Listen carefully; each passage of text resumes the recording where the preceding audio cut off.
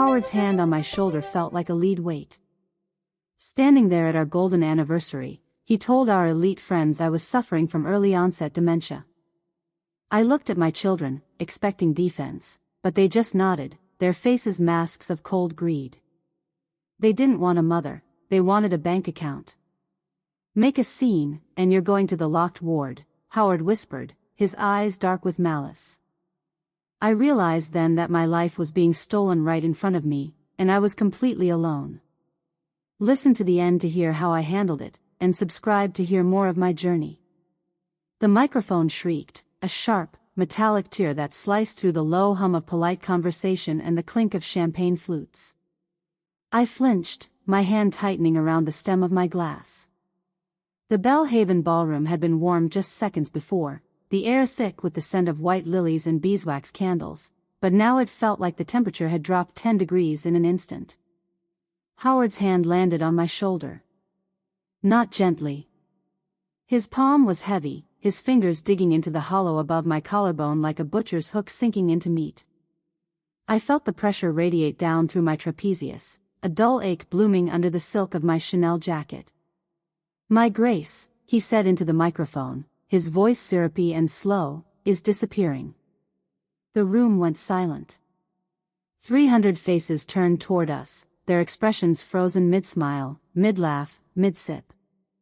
I looked out at the sea of tuxedos and gowns, at the crystal stemware catching the light of the anniversary cake's 50 flickering candles. I waited for the punchline. A joke.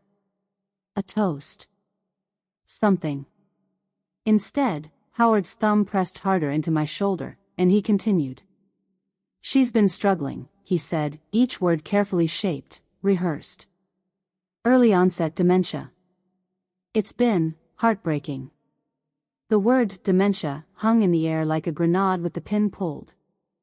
I felt my lungs constrict, my breath caught somewhere between my ribs and my throat.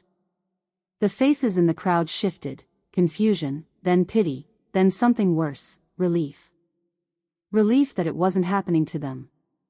I turned my head to look at Howard, but his grip tightened, holding me in place like a mannequin. His profile was perfectly composed, jaw set, eyes glistening with what anyone else would mistake for unshed tears. I could smell the Cabernet on his breath, expensive and bitter. "This is Brittany," he said, gesturing toward the wings of the small stage. A woman stepped forward. Blonde. 30s. She wore a gray suit that was tailored just a fraction too perfectly, the fabric catching the light in a way that screamed expensive but clinical. Her smile was small, controlled, professional.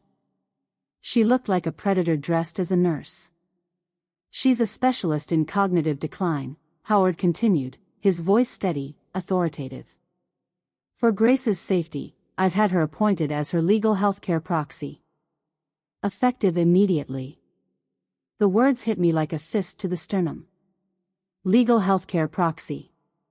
Effective immediately. I tried to pull away, to step back, but Howard's arm shifted, wrapping around my shoulders in what anyone watching would interpret as a supportive embrace. To me, it felt like a cage. His thumb dug deeper into the muscle of my shoulder, and I felt something sharp, a fingernail, maybe, bite into my skin through the silk. 10 seconds. That's all it had taken. 10 seconds, and he had used a microphone to strip me of my signature, my bank accounts, my breath.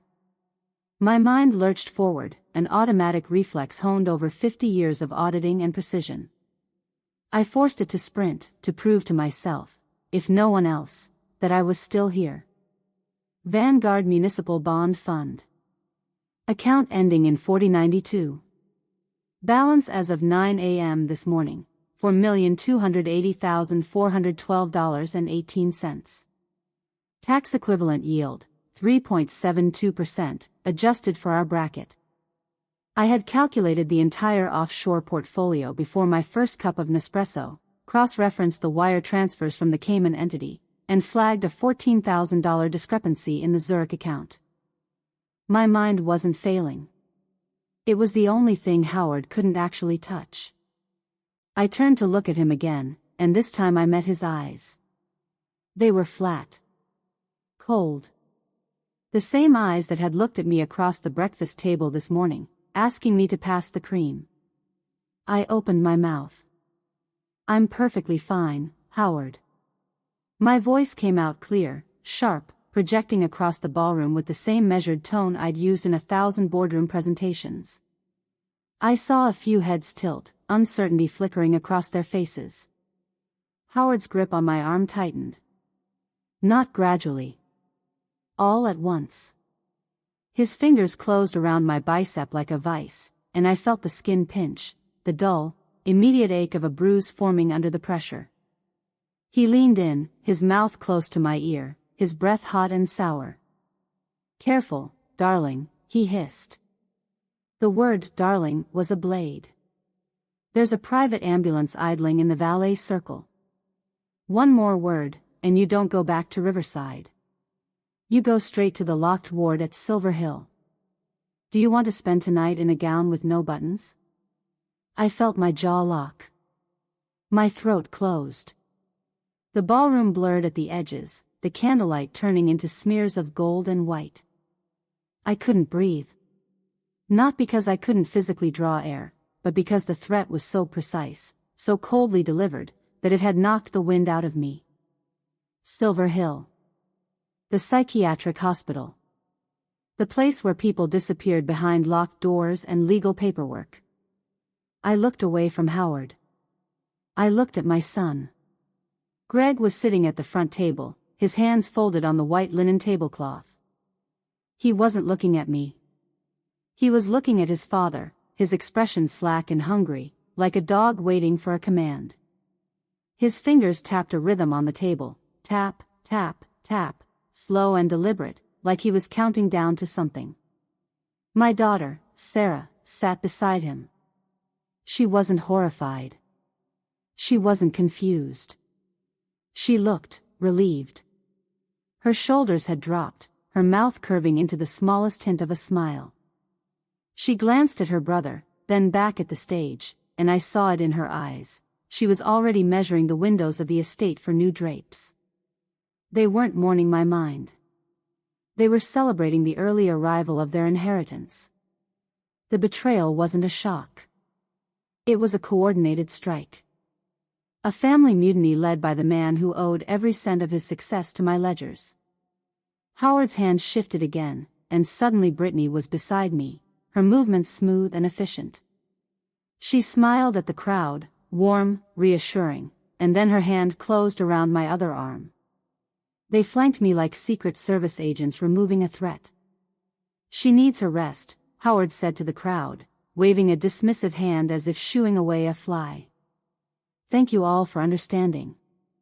There was a murmur of agreement, a soft swell of sympathetic voices. Someone clapped. I wanted to scream. Instead, I moved. Because I had no choice. Howard and Brittany guided me off the stage, my heels clicking a frantic, hollow rhythm on the parquet floor. Every step felt too loud, too sharp, like the sound of my own heartbeat amplified and broadcast to the room. We passed table after table. I saw faces I'd known for decades. Margaret Winslow, who I'd sat beside at the Garden Club for 15 years. David Chen, whose daughter I'd mentored through her MBA applications. They didn't meet my eyes. They looked at me the way you look at something contagious, their gazes darting away the moment I turned toward them. I was being ushered out of my own life. A confused elder, being tucked away before she could embarrass the host. The Maybach was waiting at the valet circle, the driver standing beside the open door with his hands clasped in front of him. He didn't look at me either. Howard helped me into the back seat, his hand on my head as if I might forget to duck. Brittany slid in beside me, her thigh pressing against mine. Howard took the front passenger seat. No one spoke. The interior of the car felt like a pressurized cabin, the leather seats too soft, the air too still.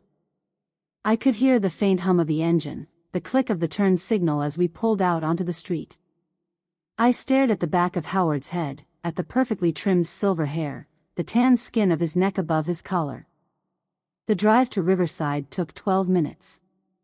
I counted every one. When we pulled through the iron gates, I noticed the change immediately. The keypad on the front door, the one I'd programmed myself 5 years ago, was gone. In its place was a biometric scanner, sleek and black, its surface gleaming under the porch light. Howard pressed his thumb to the scanner. The door clicked open.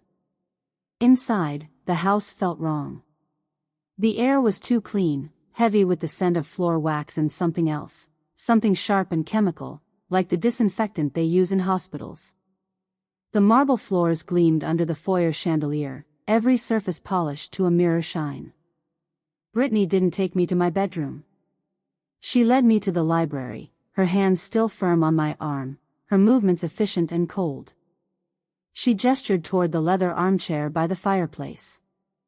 "Sit," she said. Not unkindly. Just, flat. Like she was addressing a child. I sat.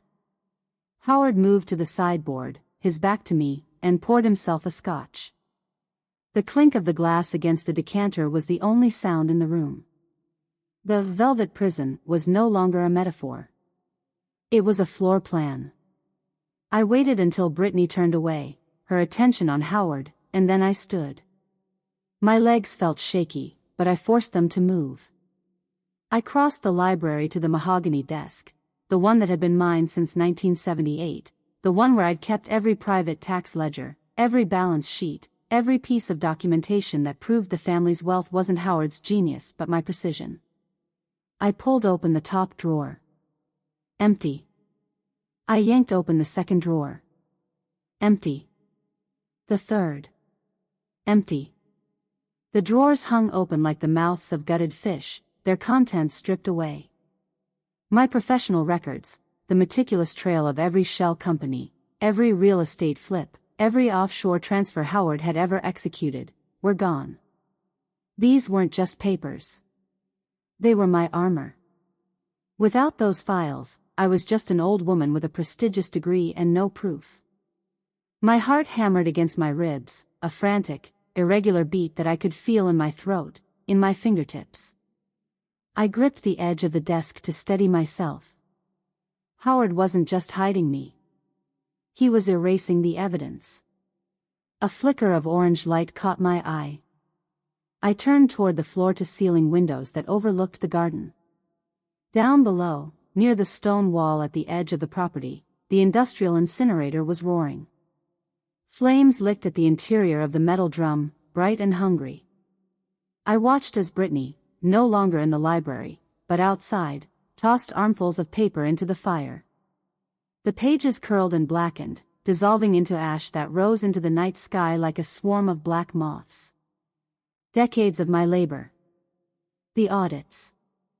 The balance sheets. The strategic tax maps. All of it feeding the fire. Howard stood beside her, his hands in his pockets, his posture relaxed. He watched the flames with the satisfied expression of a man who had finally settled a long-standing debt. I couldn't move. I couldn't breathe. I stood at the window, my palms pressed flat against the cold glass, and watched my life disappear. They came back inside moments later. Brittany's hair smelled like smoke. Howard didn't even glance at me. He walked straight to the sideboard and poured 2 glasses of vintage Bordeaux, the 1982 Margaux, the one he saved for special occasions. "The California deed is ready," he said, handing a glass to Brittany. She took it, smiling. "When does the sale close?" "Once the dementia is officially on the state record," Howard said, clinking his glass against hers. "The sale goes through without a hitch. We'll clear $12 million after the offshore split." They were 3 feet away from me. 3 feet. Discussing the liquidation of my assets with the casual tone of people ordering lunch. I sat in the armchair, my hands folded in my lap, and I felt something ignite in my chest. Not panic. Not fear. Rage. Hot. Acidic. Sharp as broken glass. But I didn't move. I didn't speak. I forced my hands to stop trembling. I slumped my shoulders, let my gaze go slightly vacant, and allowed my jaw to slacken just a fraction. If they thought I was a threat, they'd lock me in the basement. If they thought I was a vegetable, they'd get careless. I began to hum. A tuneless, repetitive melody, the kind of thing a confused person might do to self-soothe. I watched Brittany's eyes flick toward me, her expression shifting from neutral to bored contempt. Good. I needed them to believe that Grace, who built their empire, was dead. I needed to become invisible. An hour later, after Brittany had retreated upstairs and Howard had disappeared into his study, I stood. I shuffled toward the kitchen, dragging my feet, muttering under my breath about finding the tea. I passed through the mudroom. The trash bin sat beside the back door, a white plastic liner sagging under the weight of discarded mail and recycling. On top of the pile was a thick manila folder. I paused. I glanced toward the hallway, listening. Upstairs, I could hear the hum of the shower. Brittany. Howard's study door was closed, a sliver of light visible beneath it. I lunged.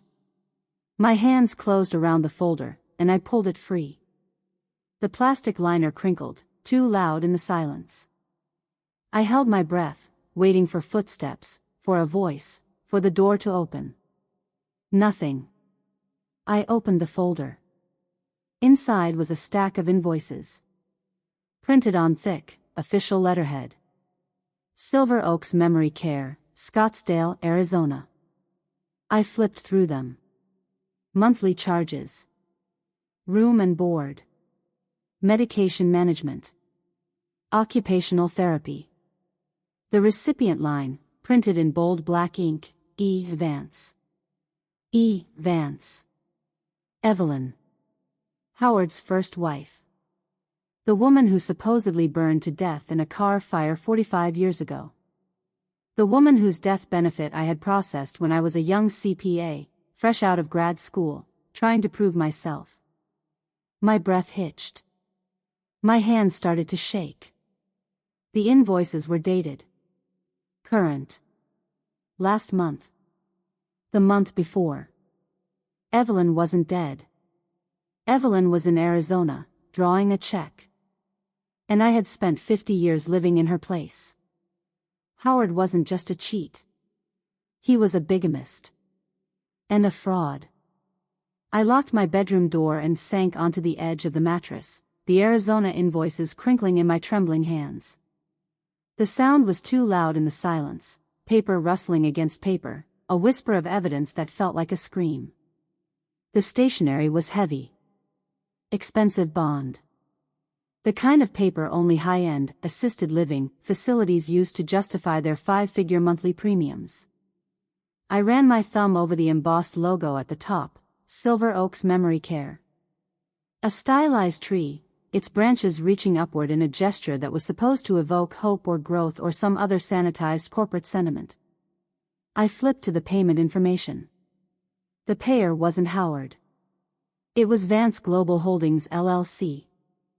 I felt my stomach drop. VGH.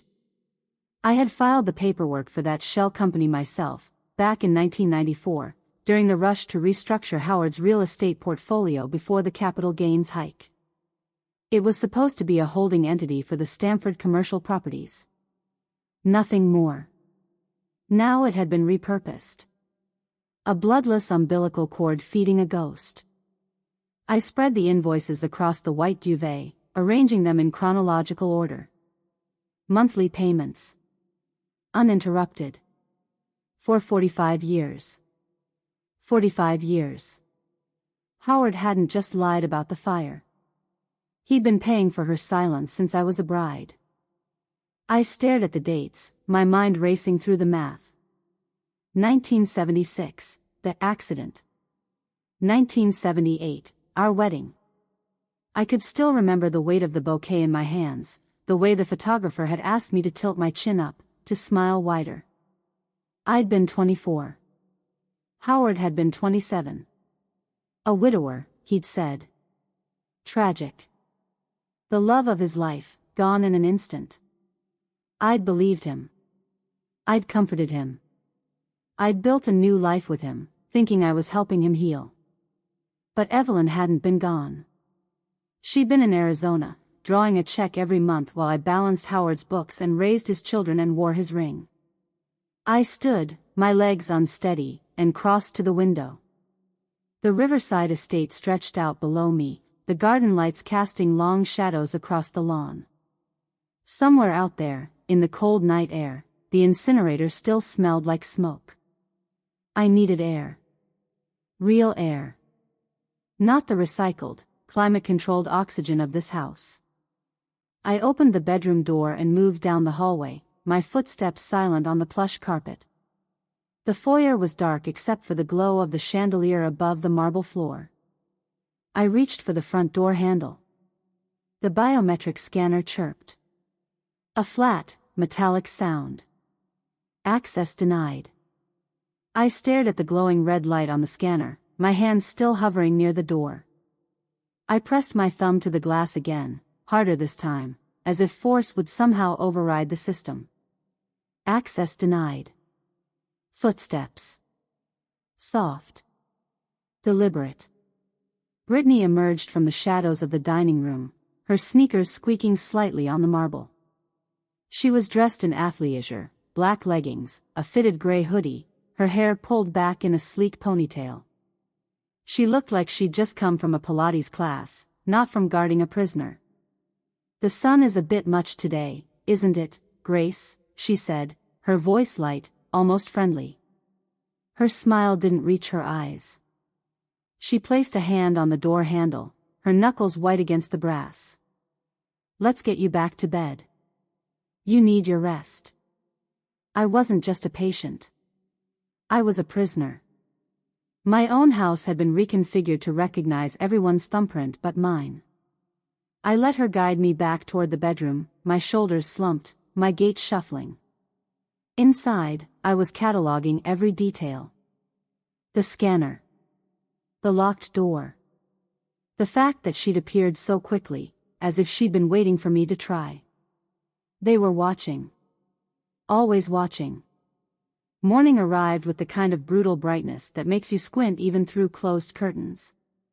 I sat at the vanity in my bedroom, brushing my hair with slow, deliberate strokes, when I heard the knock. "Time for your vitamins," Brittany announced, pushing the door open without waiting for an invitation. She held out a small paper cup, the kind they use in hospitals. Inside was a single pill. Oblong.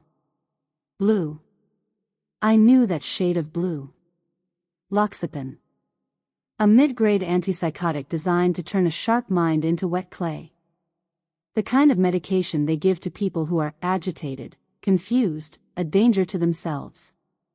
Brittany's smile was pleasant, professional. "Doctor's orders," she said, as if that explained everything. I reached for the cup, my hands shaking, intentionally this time, a calculated tremor that made Brittany's eyes soften with pity. I fumbled the cup, let it tilt, and palmed the pill between my ring finger and the fleshy part of my thumb in one smooth motion. I mimed swallowing, tilting my head back, following the gesture with a wide, vacant-eyed gulp of water from the glass she'd set on the vanity. Brittany stepped closer. "Open your mouth, Grace." I obeyed, lifting my tongue slightly, letting her see the empty space beneath. She peered in like I was a stubborn dog refusing to take its heartworm medication, her fingers reaching toward my chin. The pill was already tucked under the ridge of my tongue, pressed flat against the soft tissue where it wouldn't show. "Good," she said, straightening. "See? That wasn't so hard." She left, closing the door behind her with a soft click. I spat the pill into my palm the moment she was gone, then crushed it under my heel and flushed the powder down the bathroom sink. My hands were shaking, not the performance tremor this time, but real fear. If I swallowed that pill, I'd lose. My mind would fog. My reactions would slow. I'd become exactly what Howard was telling the world I already was. I had to stay sharp. An hour later, I heard the doorbell chime. Brittany's footsteps moved toward the service entrance, her voice low and muffled as she spoke to someone, a delivery driver, maybe, or a contractor. I moved quickly. The library was empty, the door to Howard's study closed. I crossed to the credenza, my fingers flying through the to-be-filed tray Howard usually kept stacked with papers he hadn't bothered to organize yet. I found it. The deed for the Malibu property. My hands shook as I unfolded the document. It was a standard quitclaim deed, transferring ownership from Grace and Howard Vance to Vance Coastal LLC. Nothing unusual about the structure. Howard had used similar entities for tax planning before. But at the bottom, under grantor's signature, was my name. My signature. Scripted in my own elegant, looped cursive. The capital G in Grace, with its distinctive upward flourish. The way the tail of the final E in Vance curved back toward the baseline. I held the document up to the light streaming through the library windows. There. The telltale microjitter of a high-resolution digital plotter. The ink was too uniform, the pressure too consistent. It was a perfect forgery, executed by a machine that didn't have a soul. Howard was selling our history out from under me, one fraudulent stroke at a time. I heard Brittany's footsteps in the hallway. I refolded the deed, slipped it back into the tray, and moved toward the window, adopting the posture of a confused woman staring blankly at the garden. She appeared in the doorway. Looking for something, Grace? I blinked at her, letting my mouth go slack. The roses, I murmured. Are they blooming? She didn't answer. Just watched me for a moment, then moved on. I waited until afternoon, when Brittany was occupied with a phone call upstairs, before I slipped back into the library.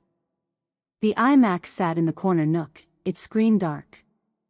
I pressed the power button and waited for the familiar chime. The login screen appeared.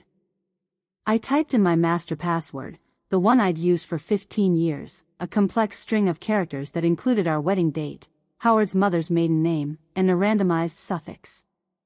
The screen flashed red. IP restricted. Contact administrator. I stared at the message, my chest tightening. I tried again, slower this time, making sure each character was correct. Same result. Howard had firewalled the entire house. He knew I was a CPA. He knew I could dismantle his liquidity in an hour if I had a connection to the accounts. He hadn't just taken my keys. He'd cut my tongue out. I sat there, my hands hovering over the keyboard, and felt the cold realization sink in. Every keystroke I made was being logged. A breadcrumb trail for him to follow. If I tried to access the offshore accounts, if I tried to transfer funds or create a digital trail, he'd know.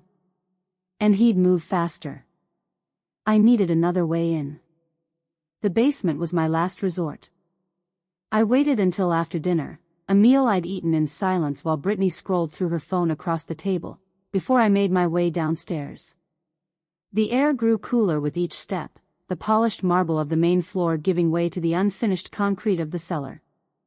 Behind the vintage wine cellar, tucked in the corner near the furnace, was an old analog landline.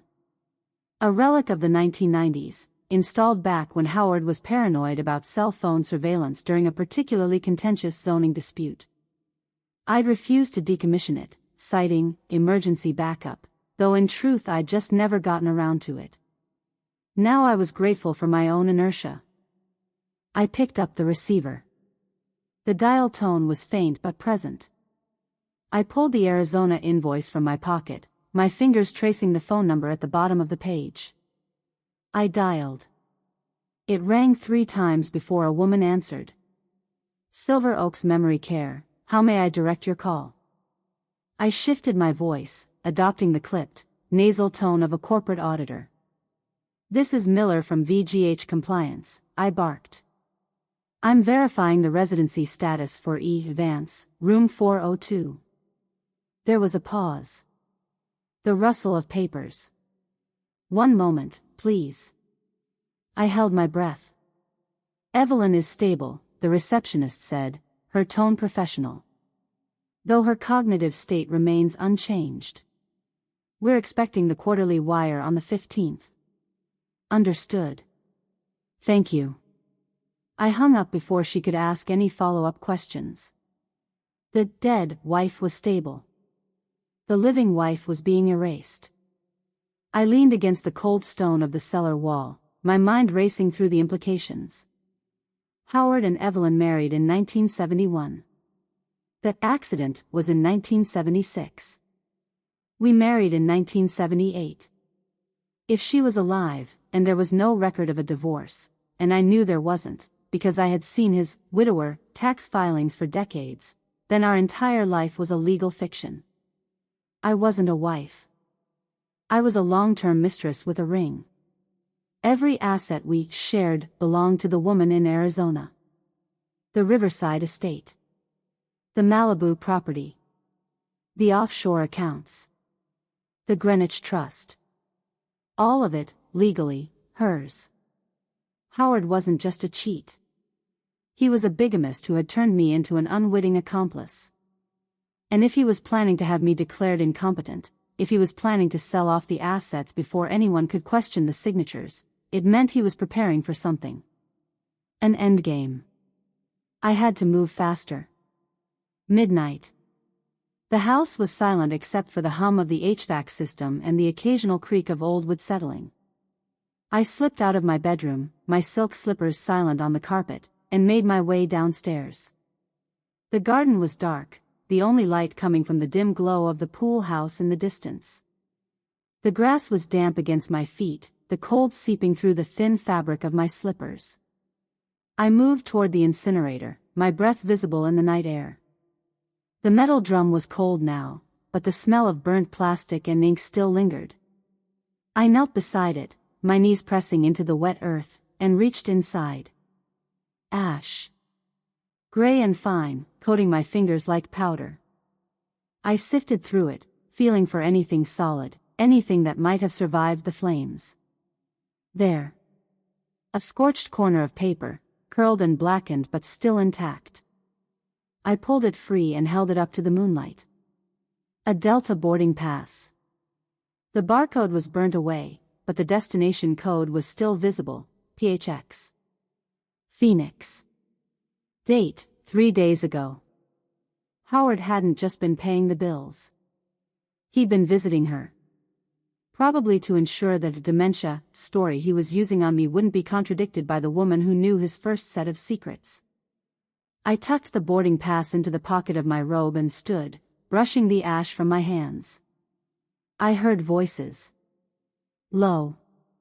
Muffled. Coming from the direction of the pool house. I moved toward the sound, keeping to the shadows, my pulse quickening. Through the glass doors of the pool house, I could see Brittany. She was on her cell phone, her back to me, her free hand gesturing sharply as she spoke. He thinks he's in control, she said, her voice low and harsh. She laughed. A jagged, ugly sound. But I've already diverted the management fees from the Greenwich Trust. Once the old lady is moved to the facility, I'm out. He's too arrogant to check the subledgers. I froze. My caretaker was a parasite feeding on a predator. She wasn't just Howard's accomplice. She was stealing from him. They were both circling my life like vultures, and they were starting to nip at each other's heels. I backed away slowly, my mind racing. This was leverage. This was opportunity. But I needed more than just knowledge. I needed access. The black box. That's what I'd called it when I designed the offshore encryption system for Howard's most sensitive Caribbean accounts. It was a two-factor authentication protocol, requiring both a digital password and a physical hardware security token, a small, nondescript plastic fob that generated a rotating 6-digit code every 30 seconds. Howard thought I'd lost it in the move from the city. He thought the digital backup was enough. But I knew better. In the world of high finance, if you don't hold the physical key, you don't own the vault.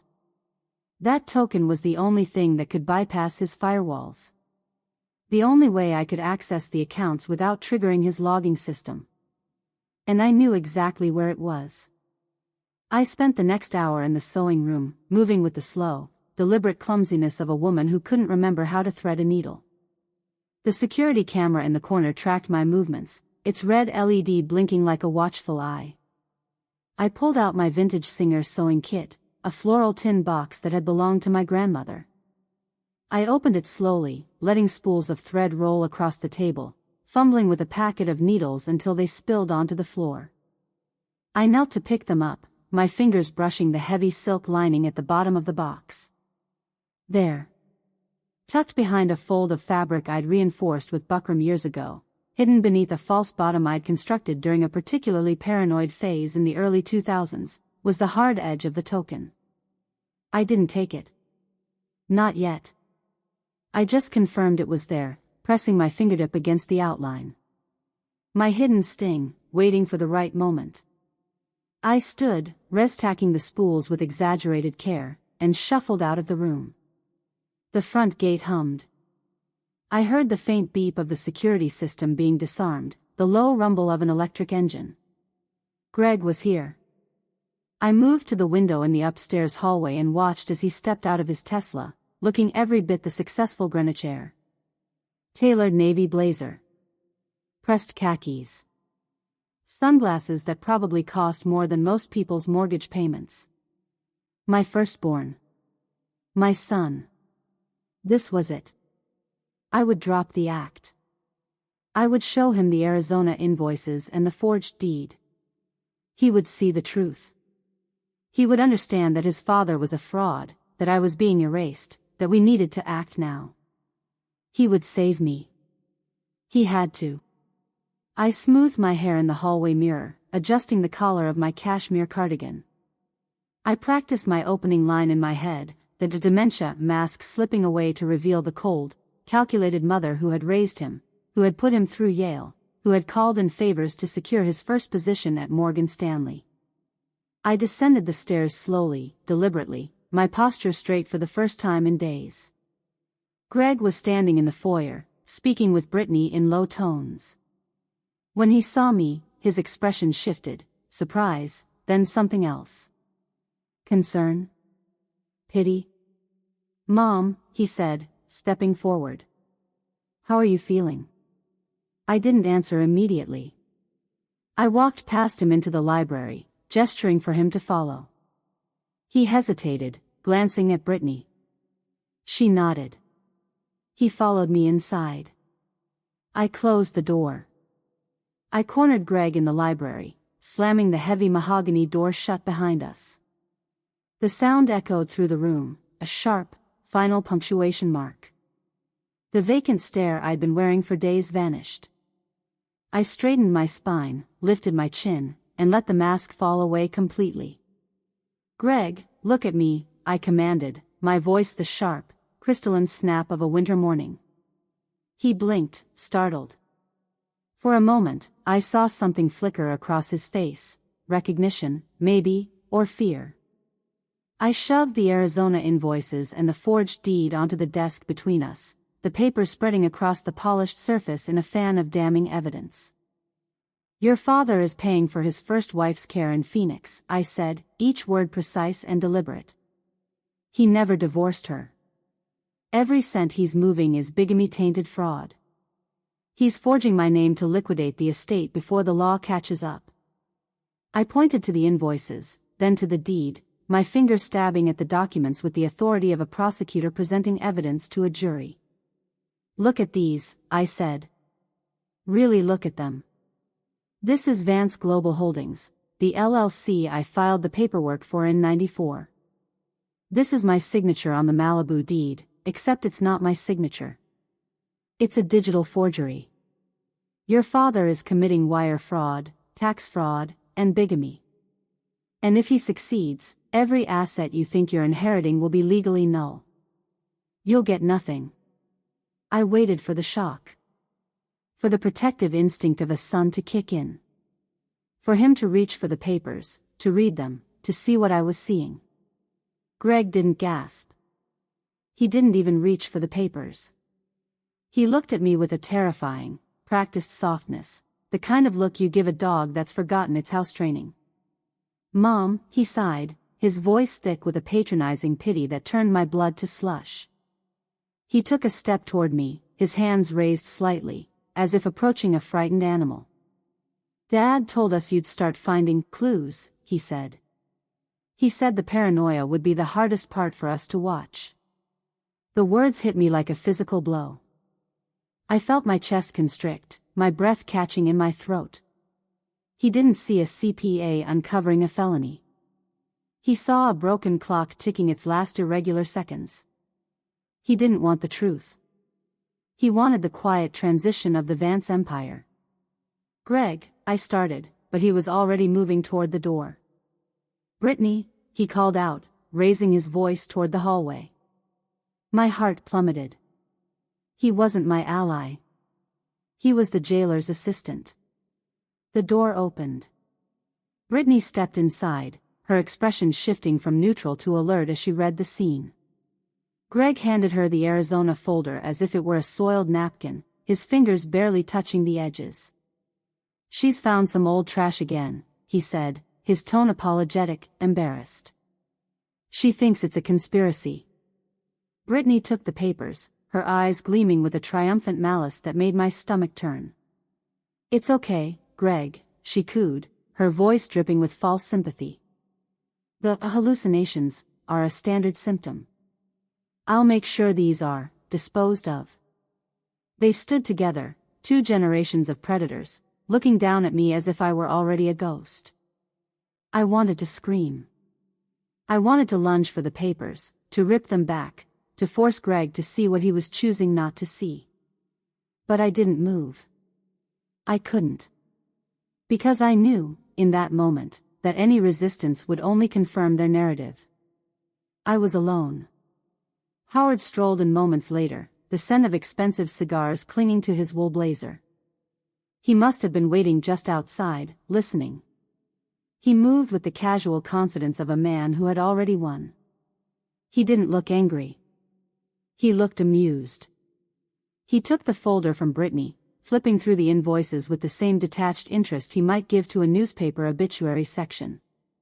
Then he pulled out a gold DuPont lighter from his pocket. "No," I started, but my voice came out weak, strangled. Howard crossed to the fireplace. The hearth was cold, the grate empty, but he knelt anyway, placing the folder on the stone floor. He flicked the lighter. The flame caught immediately, bright and hungry. I watched in paralyzed silence as the Arizona evidence, the proof of Evelyn, the proof of my stolen life, blackened and curled. The paper twisted, the ink bubbling and disappearing into ash. The smell of burning paper filled the room, acrid and final. "A nice try, Grace," Howard chuckled, standing and brushing ash from his hands. The orange flames reflected in his pupils, making him look demonic. But a dementia patient is a notoriously unreliable witness. "You're not a whistleblower, darling. You're just a tragedy." The flames died. Nothing remained but gray powder and the faint ghost of smoke. Howard reached into his inner pocket and produced a single, heavy sheet of cream-colored vellum. He unfolded it slowly, deliberately, as if savoring the moment. "I signed the formal petition this afternoon," he said, his voice flat and final. He held the document up so I could see the official seal at the top. Superior Court of Connecticut. In the matter of Grace E. Vance. With your recent outbursts and Greg's testimony as a witness to your decline, Howard continued, the judge has expedited the wardship. You're no longer a legal entity, Grace. You're a ward of the state under my exclusive control. I looked at Greg. He was staring at the floor, his hands in his pockets, already counting the board seats he'd inherit once I was gone. All financial decisions, all medical decisions, all legal authority. It's mine now, Howard said, refolding the petition and tucking it back into his pocket. Effective immediately. He smiled. Not a warm smile. A victorious one. I felt something inside me crack. Not break, not yet, but crack. A hairline fracture running through the center of everything I thought I knew about my life. "We have one last public appearance," Howard said, adjusting his cufflinks with the casual precision of a man dressing for a board meeting. He crossed to the sideboard and poured himself a scotch, the amber liquid catching the light. "The Great Estates charity auction," he continued. "It's on Saturday. We need the community to see you one last time, fragile, well cared for, and clearly incapable." He took a sip, watching me over the rim of the glass. "The transport arrives at 6 a.m. the following morning to take you to your new home. It's a lovely facility, Grace. Very secure. Private rooms, 24-hour care, beautiful grounds. You'll have a view of the woods, and I'll never have to hear about ledgers again." He was giving me 48 hours of freedom before the lights went out forever. Brittany stepped forward, her hand closing around my upper arm. "Come on, Grace. Let's get you upstairs." I didn't resist. I let my knees weaken, let my lip tremble. I allowed Brittany to lead me out of the library, my shoulders slumped, my gait shuffling. The defeated animal, being led back to her cage. In my room, I sat on the edge of the bed, staring at the wall. Brittany checked on me twice, each time finding me in the same position, unmoving. On the third check, she stopped bothering to knock. I waited until I heard her footsteps retreat down the hallway, then I stood and moved to the sewing room. The security camera tracked me, its red LED blinking steadily. I sat in the chair by the window, staring at a patch of sunlight on the carpet. I needed them to think I had finally broken. I began to mutter. Fragments of old recipes, nonsensical and disjointed. "Flour, butter, salt," I whispered, my voice barely audible. 2 cups, no, 3 cups. Was it 3? Mother always said 3. I rocked slightly, my hands folded in my lap. Sugar. The sugar goes in first. Or was it the eggs? The eggs, then the sugar, then the... I trailed off, my gaze unfocused. Through the corner of my eye, I watched the security camera pan slightly, adjusting its angle to keep me in frame. I was descending into the mask, making myself small, waiting for the house to sleep. At 3 a.m., I staged a nightmare. I thrashed in bed, my hands clawing at the sheets, my voice rising in a panicked cry. "Mother!" I called out, my voice breaking. "Mother, where are you? I can't find the keys, I can't." I heard footsteps in the hallway. The night monitor. I caught a glimpse of a figure passing by the cracked door, pausing to look in. I continued to thrash, my eyes squeezed shut, my breathing ragged. "She's having another episode," I heard someone murmur. Brittany, I thought, though I couldn't be sure. The footsteps retreated. The camera panned back toward the door, its field of view shifting away from the bed. I waited. 5 minutes. 10. Then I slipped out from under the covers, moving silently across the carpet to the sewing room. The tin box sat on the shelf where I'd left it, the floral pattern faded but still recognizable. I pulled it down, setting it on the table with exaggerated care. With a pair of embroidery snips, small, sharp, precise, I sliced into the silk lining at the bottom of the box. The fabric parted cleanly, revealing the false bottom I'd constructed years ago. My fingers found the hard, rectangular ridge of the hardware security token. I pulled it free. It was smaller than I remembered, no bigger than a car key fob, the plastic surface slightly worn from handling. The LED screen on the front was dark, dormant. I pressed the button.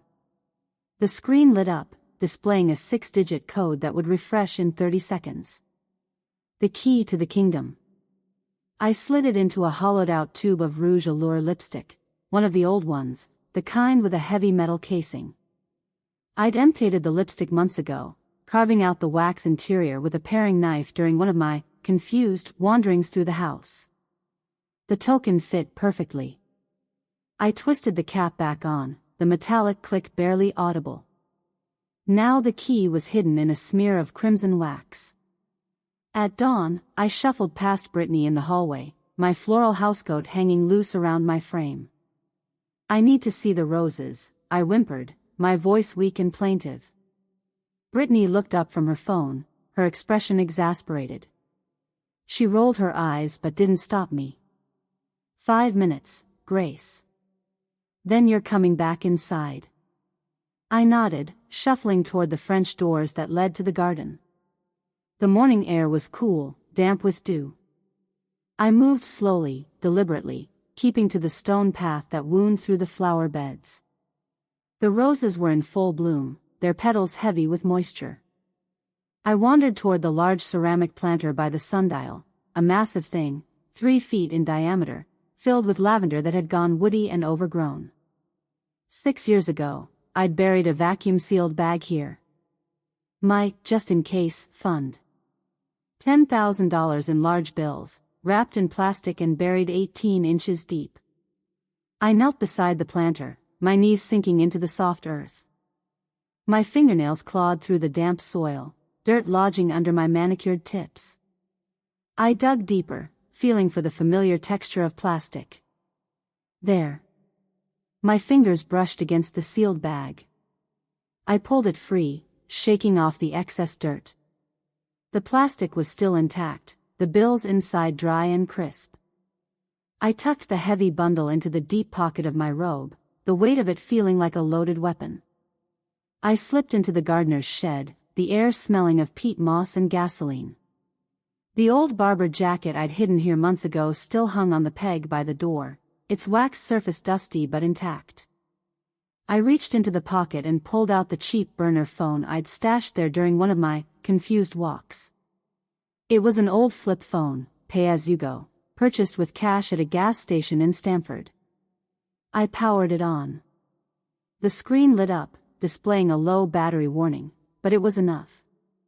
My fingers moved with the speed of a professional. I dialed a private medical transport service in Sedona, a company that specialized in discreet relocations for high-net-worth clients who needed to move family members without attracting attention. The phone rang twice before a woman answered. "Horizon Medical Transport. This is Miller from VGH Compliance," I said, using the same clipped, nasal tone I'd used before. "I need to arrange an emergency transfer for a patient. E. Vance, room 402 at Silver Oaks Memory Care. Move her to the secure suite at the Ojai Clinic. Use the emergency proxy code Alpha 79er. There was a pause. The sound of typing. "And the payment method?" I rattled off the number from one of the prepaid cards I'd also stashed in the jacket pocket. "Expedited fee approved. Transfer to occur within 72 hours. Confirmed. We'll have a team there by tomorrow morning." I hung up. If Evelyn moved, Howard's trail would go cold just as mine heated up. He wouldn't be able to find her, wouldn't be able to silence her, wouldn't be able to maintain the lie. And when the authorities started looking, and they would, once I was done, they'd find an empty room and a paper trail leading straight back to him. I spent the final night at Riverside in a state of hyperlucid calculation. I lay in bed, my eyes closed, my breathing slow and even, but my mind was racing. I visualized the Belle Haven Club. The ballroom. The media booth. I'd overseen the club's tech upgrade 3 years ago, donating a significant sum to replace their outdated projection system with a state-of-the-art setup. I knew their system inside and out. I knew the laptop they used for presentations was connected to the main server via a local Wi-Fi bridge. I knew the admin password, Howard's initials and his mother's birth year, because he was predictable even in his arrogance. I didn't need a hack. I had the hardware token. I mapped the seconds in my head. 12 to reach the podium. 6 to insert the token into the USB port. 20 for the auto-run script to bypass the admin lock and pull the offshore account data from the encrypted server. I ran through the sequence again and again, refining each movement, eliminating any wasted motion. I wasn't a victim. I was a countdown. The night of the auction arrived. Howard entered my room without knocking, followed by a stylist carrying a garment bag. He unzipped it slowly, revealing a vintage gown of midnight blue velvet, the fabric heavy and rich.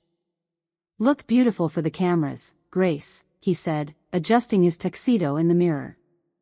He crossed to my jewelry box and pulled out a heavy rope of pearls, 3 strands, each one perfectly matched, the clasp an ornate gold filigree. He draped them around my neck, his fingers lingering at my nape. The weight of them felt like a noose. I looked at my reflection in the vanity mirror. The silver hair, perfectly styled. The pale skin, dusted with powder. The confused eyes, unfocused and glassy. I looked like a woman who was ready to vanish. The stylist worked quickly, zipping the gown, adjusting the pearls, dabbing concealer under my eyes to hide the dark circles. Howard watched, his expression satisfied. "Perfect," he said. He offered me his arm. I took it, my movements slow and hesitant, the picture of frailty. My clutch sat on the vanity, a small, beaded evening bag. Inside, tucked between a compact and a tissue, was the lipstick tube. Heavy. Solid. Lethal. I let Howard lead me to the car, the night air cool against my skin, the stars above hidden behind a layer of clouds. The Great Estates charity auction was a sea of black ties and blinding diamonds. The Belle Haven Club ballroom had been transformed into something that belonged in a museum. Crystal chandeliers dripping light onto polished marble, ice sculptures shaped like swans melting slowly on the bar, arrangements of white roses the size of car tires positioned at every table. The air smelled like money, expensive perfume, aged scotch, and the faint metallic tang of ambition. Howard paraded me through the foyer, his hand a permanent fixture on my elbow, his grip just tight enough to hurt without leaving a mark. He played the role of the devoted husband to a fading wife with Oscar-worthy precision, nodding sympathetically at the guests who offered their condolences, accepting their pity with gracious humility. "She's having a good day today," he said to Margaret Winslow, who'd cornered us near the coat check. "We're grateful for every moment." I moved with a heavy, flat-footed shuffle, my eyes fixed on a point 6 inches in front of my toes. My expression was vacant, my mouth slightly open, my hands trembling just enough to sell the performance. Beneath the midnight blue velvet of my gown, my heart was a precision instrument. I scanned the perimeter. The ballroom. The exits.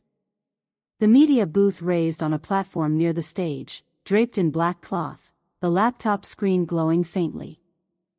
And there, by the bar, 2 men in nondescript gray suits. Not tuxedos. Suits. Dark, conservative, off the rack. They held drinks but weren't sipping them, their eyes moving across the room with the systematic efficiency of professionals conducting surveillance. My anonymous tip to the FBI's white-collar division had clearly piqued their interest.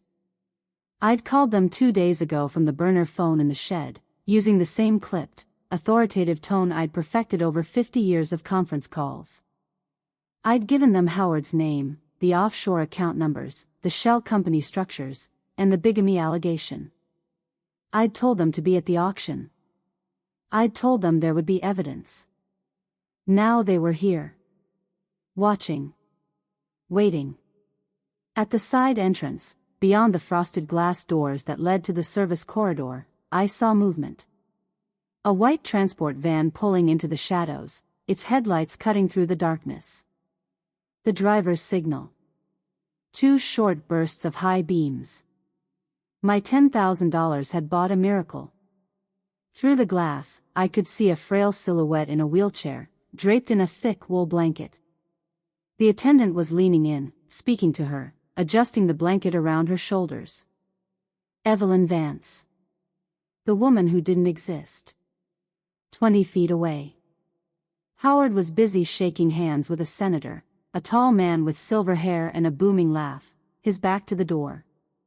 He had no idea that his past had just been delivered to his doorstep like a ticking parcel.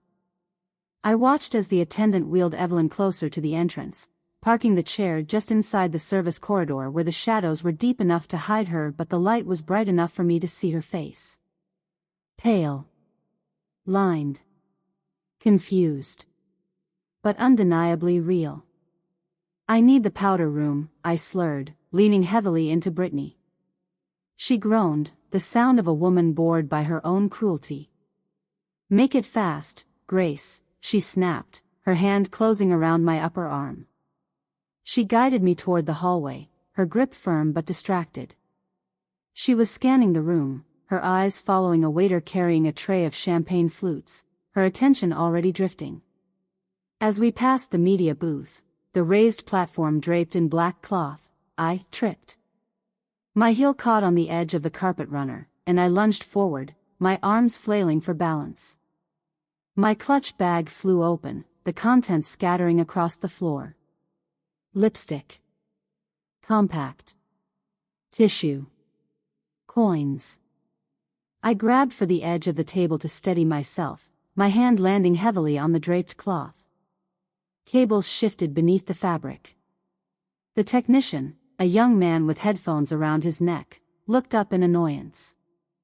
"Oh, dear," I whimpered, my hands fluttering like trapped birds.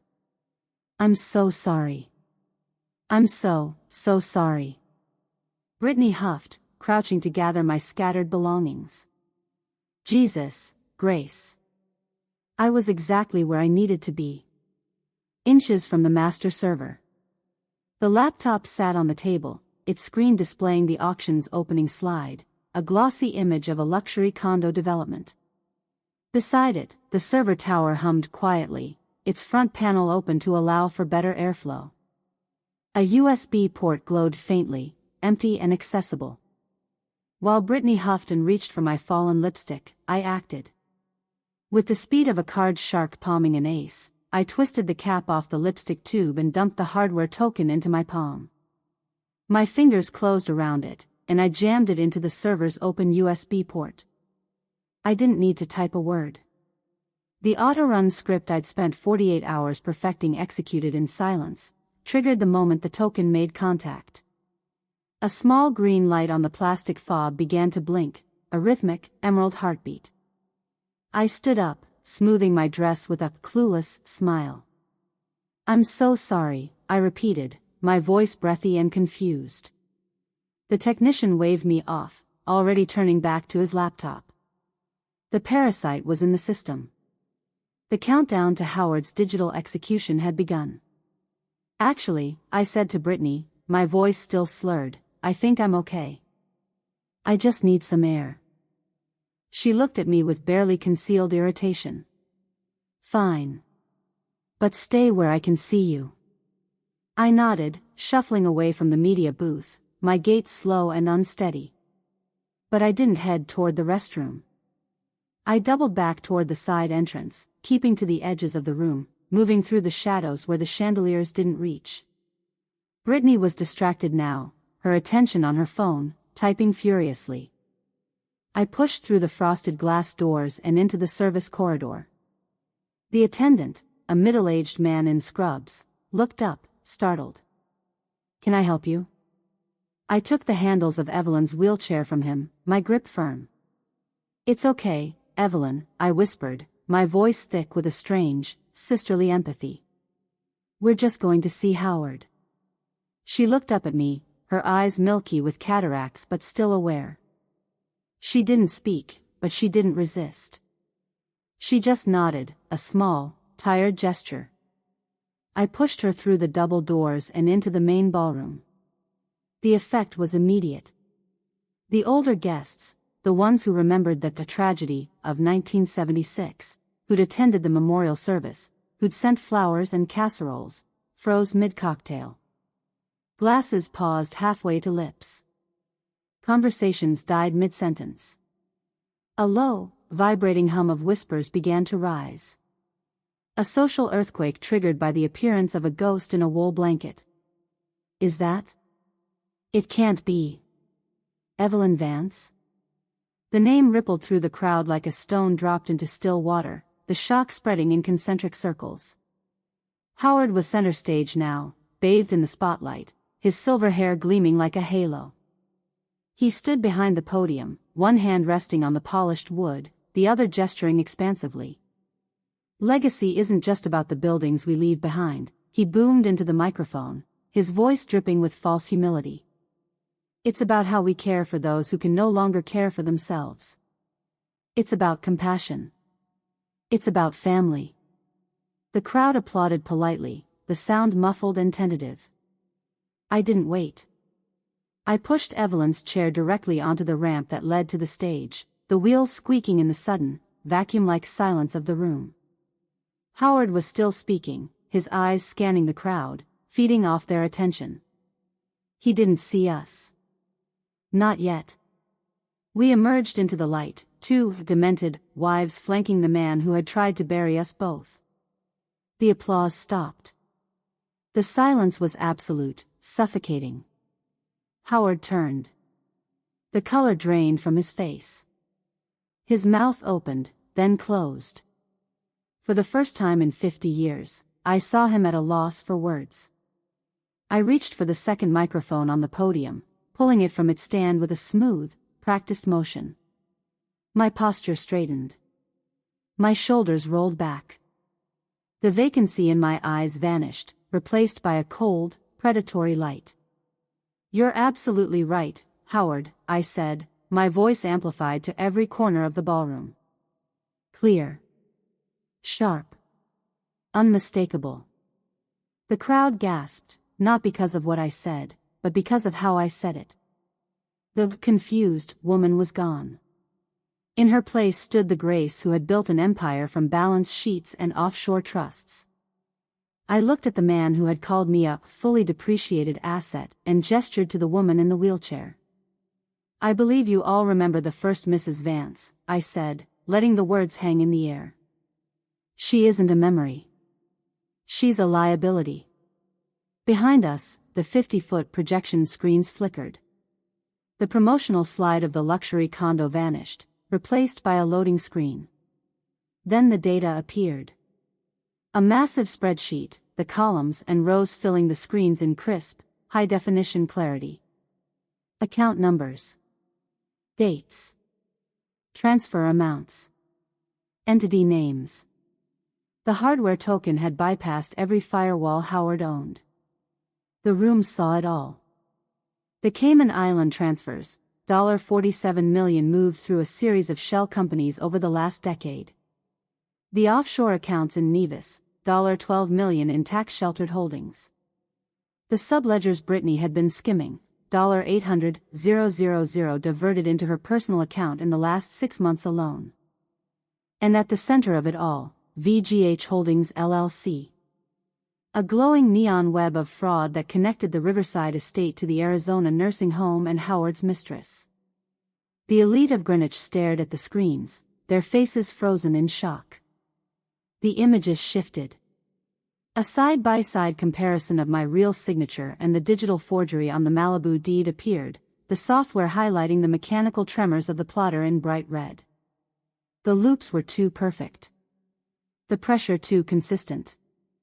A machine, not a hand. Then came the invoices. 45 years of them, scrolling across the screens in rapid succession.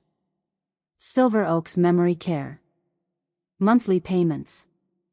Recipient, E. Vance. Paid for by a dead woman's husband. The crowd murmured, the sound rising and falling like a tide. I wasn't just showing his crimes. I was showing his incompetence. In this room, being a crook was forgivable. Being caught was a death sentence. I leaned in close to Howard, close enough that only he could hear me. The law is a funny thing, Howard, I whispered, my breath warm against his ear.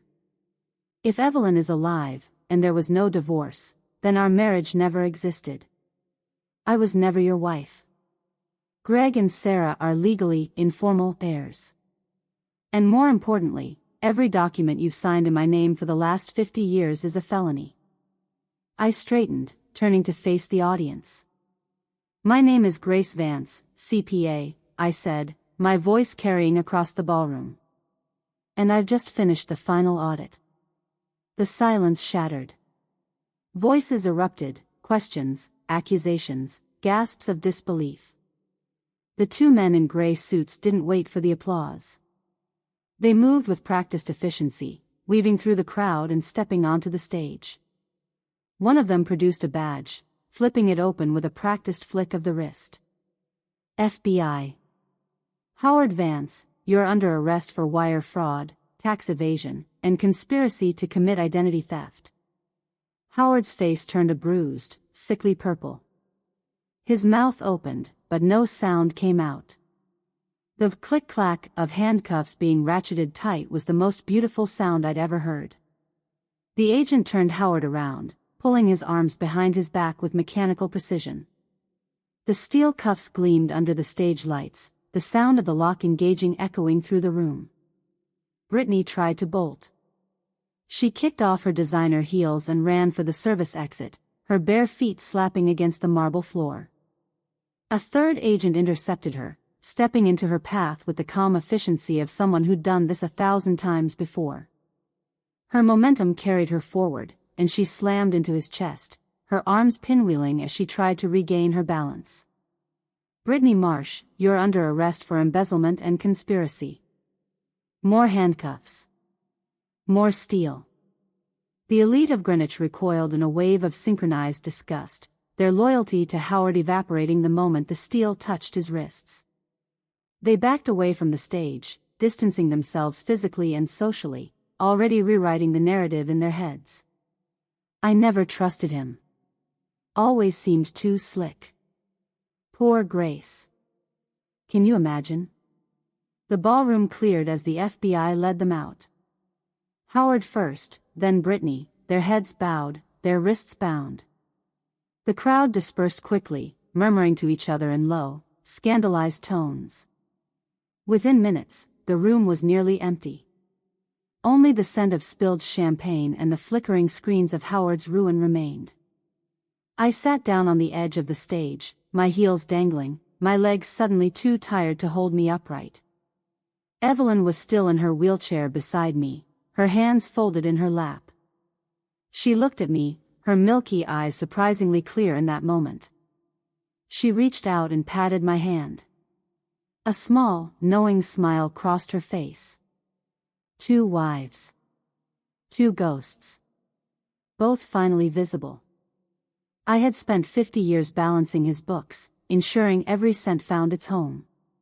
Every asset tracked, every liability accounted for, every ledger closed. Now, for the first time in my life, the ledger was perfect.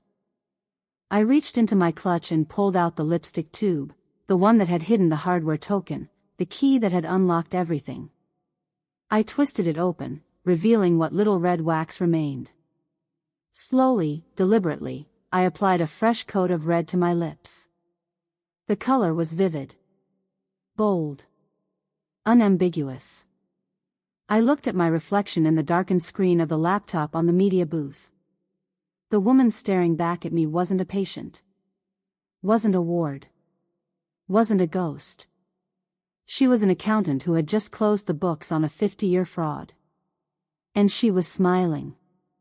If you made it to this moment, thank you for listening all the way through. Most people bail before the bill comes due. But here, the bill always comes due. What started as humiliation and disrespect ended with receipts, truth, and a payoff they never saw coming. If you want more stories where karma shows up without mercy, hit subscribe and come back for the next one. Now tell me in the comments, what was the most disgusting thing they did? What crossed the line for you?